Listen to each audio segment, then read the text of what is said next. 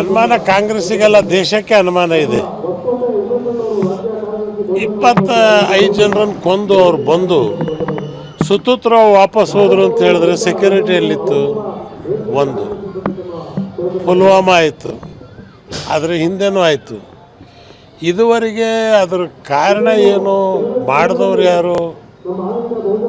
25 ಕ್ವಿಂಟಾಲ್ನಷ್ಟು ಮದ್ದು ಬಂತು ಅಲ್ಲಿಗೆ, ಯಾಕೆ ಹಿಡಿಲಿಲ್ಲ? ಕಾಶ್ಮೀರದ ಪೊಲೀಸು ಇವತ್ತು ಕಾಶ್ಮೀರ ಸರ್ಕಾರದ ಕೈಯಲ್ಲಿಲ್ಲ, ಲೆಫ್ಟಿನೆಂಟ್ ಗವರ್ನರ್ ಕೈಯಲ್ಲಿದೆ.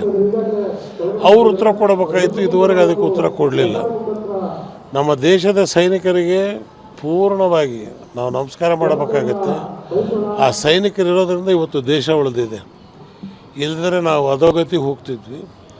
ಅಂಥದ್ರಲ್ಲಿ ಇವತ್ತು ಕೇಂದ್ರ ಸರ್ಕಾರ ಒಂದು ಕಡೆ ವಿಫಲವಾಗಿದೆ ಅನ್ನೋಕ್ಕಂಥದ್ದನ್ನು ಎತ್ತು ತೋರಿಸ್ತಾ ಇದೆ. ಇದು ಶುರುವಾದ ತಕ್ಷಣಕ್ಕೆ ಮೋದಿಯವರಿಗೂ ಕೂಡ ಪೂರ್ಣವಾಗಿ ಬೆಂಬಲ ಕೊಡಬೇಕು. ಪ್ರತಿಯೊಬ್ಬರು ನಾವು ಕೊಟ್ವಿ. ನಾನು ಫಸ್ಟ್ ಸ್ಟೇಟ್ಮೆಂಟ್ ಮಾಡಿದೆ, ಮೋದಿ ಯಾವುದೇ ಪಾರ್ಟಿ ಇರ್ಬೋದು, ಬಟ್ ದೇಶದ ಪ್ರಧಾನಿ ಅವ್ರಿಗೆ ನಾವು ಪೂರ್ಣವಾಗಿ ಸಹಕಾರ ಕೊಡ್ತೀವಿ ಅಂತ.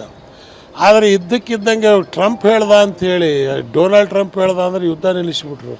ಯಾರು ಟ್ರಂಪು? ಏನು ನಮ್ಮ ದೊಡ್ಡಪ್ಪನೇ ಚಿಗಪ್ಪನೇ ಬಡಿಯತ್ತಿದ್ದು ಇದೆಯಾ? ಅವ್ರು ಇದು 70 ವರ್ಷದಲ್ಲಿ ಯಾವ ಮಾಡೋದು ನಮ್ಮ ದೇಶದಾಗ ಕೈ ಹಾಕಿಲ್ಲ.